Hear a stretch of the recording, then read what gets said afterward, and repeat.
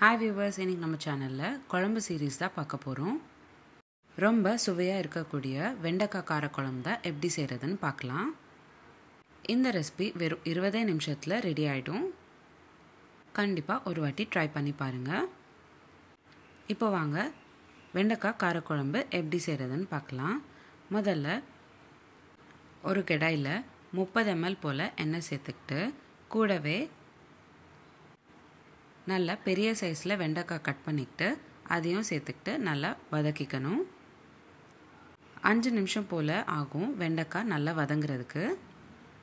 இன்றைக்கி நான் 15 வெண்டைக்காய் சேர்த்துருக்கேன். உங்களுக்கு குழம்புல எவ்வளோ வெண்டைக்காய் தேவைப்படுதோ அதுக்கேற்ற மாதிரி நீங்கள் ஆட் பண்ணிக்கலாம். நல்லா வெண்டைக்காயிலேருந்து பிசுபிசுப்பு தன்மை போகிற வரைக்கும் நல்லா வதக்கிக்கணும்.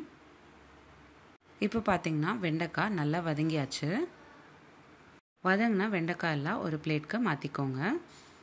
இப்போது அதே கடாயில் 1/2 ஸ்பூன் போல் கடுகு சேர்த்துக்கிட்டு கூடவே ஒரு பெரிய சைஸ் வெங்காயம் நல்லா பொடிசாக கட் பண்ணிவிட்டு அதையும் சேர்த்துக்கோங்க. வெங்காயம் நல்லா பொன்னிறமாக வார வரைக்கும் வதக்கிக்கணும். 5 நிமிஷம் போல் ஆகும் வெங்காயம்லாம் நல்லா வதங்கிறதுக்கு. நான் எப்போவுமே சொல்கிற மாதிரி காரக்குழம்புக்கு தனி டேஸ்ட் கொடுக்கக்கூடியது இந்த வெங்காயம்தான். வெங்காயம் நல்லா வதங்கிடுச்சுன்னா காரக்குழம்புக்கு ஒரு தனி டேஸ்ட் கொடுக்கும். அடுத்ததாக 10லேருந்து 15 பூண்டு பல் சேர்த்துக்கோங்க.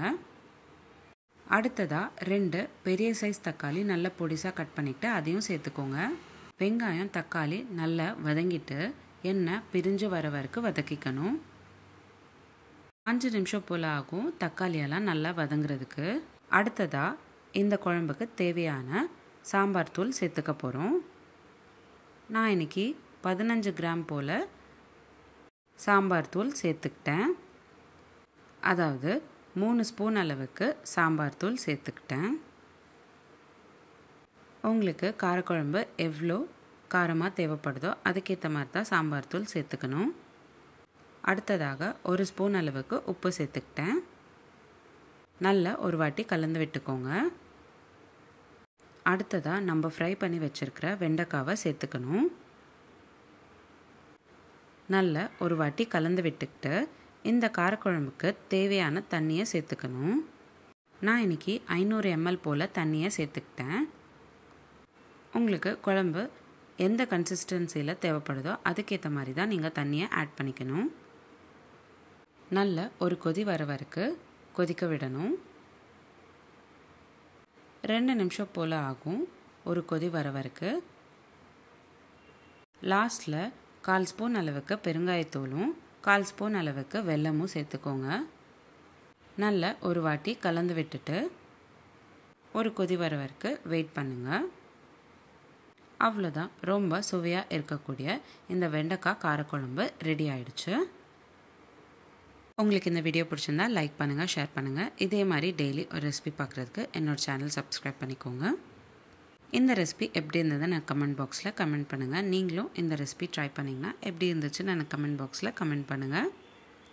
இந்த மாதிரி நிறைய சீரீஸ் நம்மளோட சேனலில் போஸ்ட் பண்ணியிருக்கோம். Healthy breakfast series, healthy pasta series, healthy starter series, healthy ice cream series, healthy sweet series, கூட்டு சீரீஸ், குழம்பு series, rasam series, healthy lunch box ideas, kids lunch box ideas, தயிர் பச்சடி சீரீஸ், பச்சடி சீரீஸ், சப்பாத்தி சைட் டிஷ் சீரீஸ்னு நிறைய series நம்மளோட சேனலில் post பண்ணியிருக்கோம். லிங்க்ஸ் எல்லாமே நான் உங்களுக்கு டிஸ்கிரிப்ஷன் பாக்ஸில் ஷேர் பண்ணுறேன். கண்டிப்பாக செக் பண்ணி பாருங்கள். மீண்டும் சந்திப்போம் ஒரு சுவையான ரெசிபியுடன். தேங்க்யூ.